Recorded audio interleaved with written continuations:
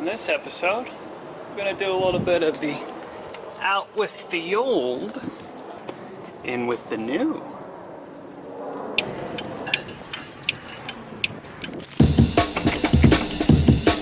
Started foaming.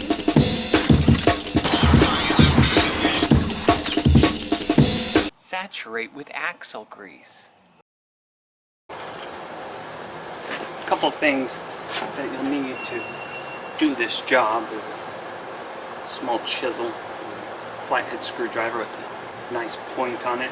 This did have a handle on it, but when I was doing the operation on the other side, I broke the handle. Big surprise. Next thing you'll need is order of operation. Of course, you need to remove the wheels, so whatever lug nut size you have. Then you'll need a 1 1/16 socket to get this capsule nut off. You'll need a 3/8 Allen. 3/8? Yes! 3/8 Allen. And a hammer. Because you should always have a hammer. So let's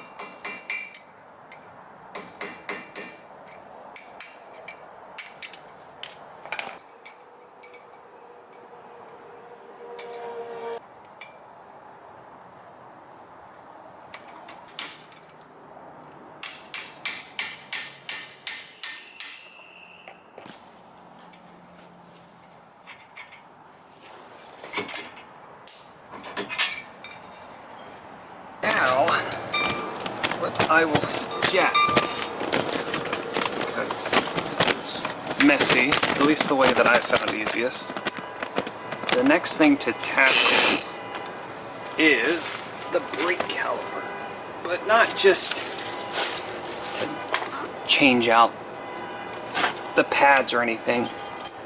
Take a look right here. You see that right there? That is the hydraulic cylinder, and it is compressed because the job of these to do is to auto adjust. You compress, or you press the brake lever, it pushes out, it returns. It pushes out, it returns. As it continues to wear away slowly, it's just pushing out, pushing out. So we have to get this back inside, and there are multiple different ways to do it, but the way that I'm going to do it, and it's messy, but I'm working alone right now. So, got a block of wood, and a hammer, and a 10mm wrench that fits on the bleeder.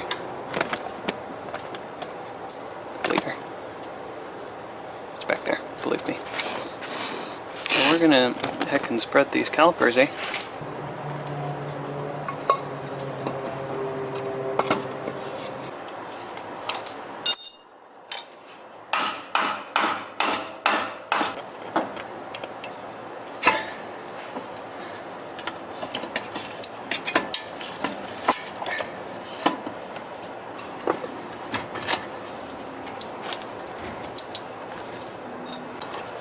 Ta-da! Look at that, all pressed in. It's very messy. It's very messy. Hey, Duke Manley from the future here. Just wanted to add a little tidbit here. If you're interested in getting these rotors and brake pads, I will leave a link in the description below of where I got them from. They are pretty nice. They have the slots and the drills, a little bit more sporty, a little bit more for the sporty driver. Like myself, I'm a sporty driver. So if you're interested in that, check out link in the description below. Back to the video.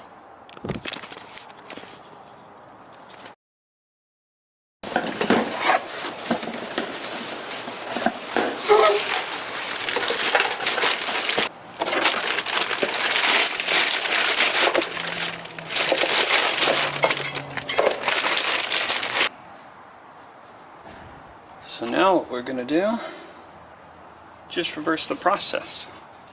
So you're going to take your wheel bearings, and this would be the time to put in new wheel bearings, but after some inspection, these wheel bearings are actually in pretty good shape, given the age and all that. It looks like someone did recently do a bearing job on it. The only problem with it that I found was for some reason the castle nuts were not even hand tight.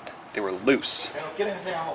And then what we'll do is use grease. All-purpose, designed for general industrial and automotive applications. Grease. If you didn't know, it is grease.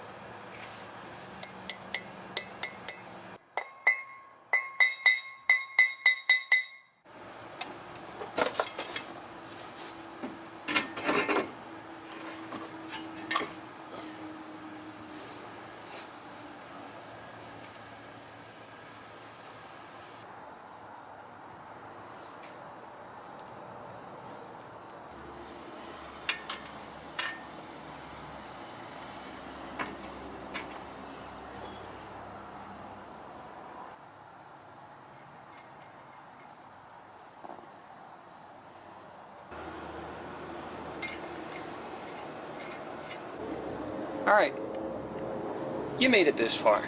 Congratulations, you're doing well. Now, this is how I do it. This isn't gospel, but it is Book of Duke, alright? You tighten it down. Firm. You want it pretty firm. Where, you know, it's a little bit hard to turn this.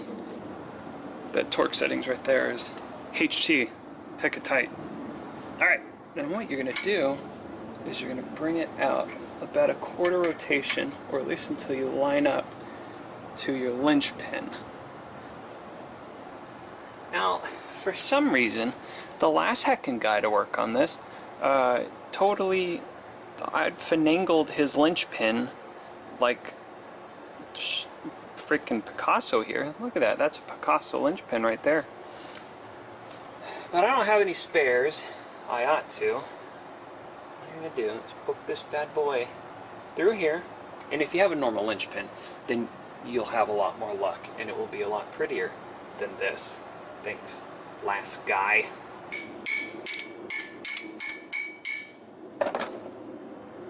Yeah, that's not going anywhere. No. If you're watching this right now, don't do that. Okay, don't do that. Okay, now that we've made it this far, you can clean up your dome here.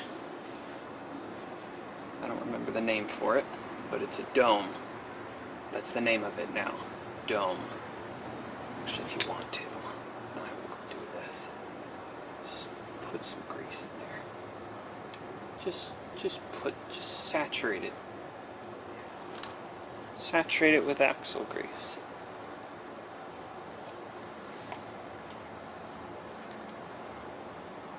Beautiful. Just take your hammer of choice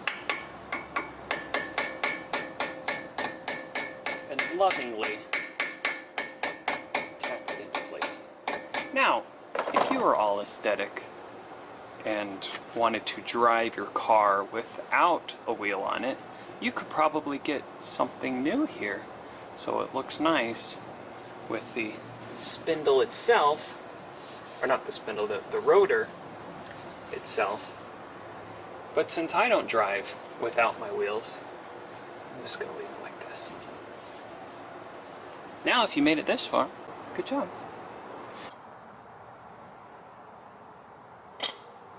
What you're gonna need to do is, off of your old brake pad, you're gonna take this clippy off.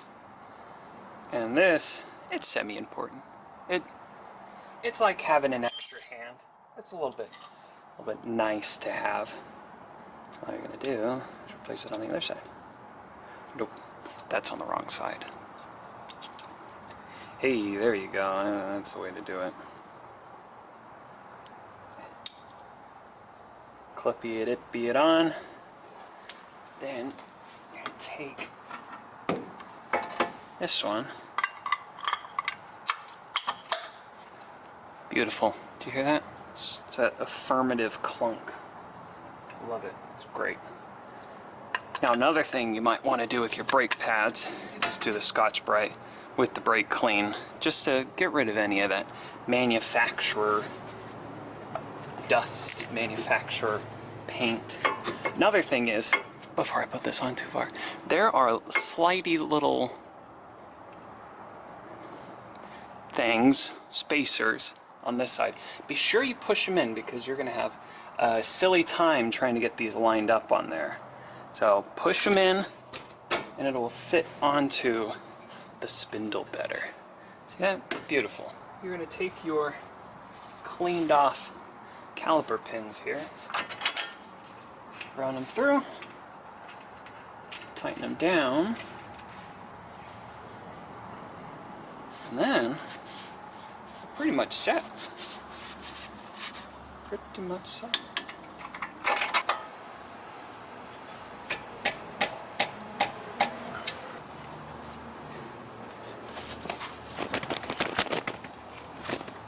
And if you made it this far, big thumbs up. A very filthy thumbs up. But you did it. It's not that hard. The only problem that I ran into is I sheared the bolt into the lug nut. Which, I mean, it's a good thing I was replacing it anyway, but I don't know how this happened. Just happened. So be careful of that. Now what I need to do is acquire myself another lug nut, which I think there might be a spare one in my compartment, but I don't know. But good job, you made it. Put the wheels back on, of course. You take it off the jack stands before driving away, of course, and then you're rocking and rolling, guy.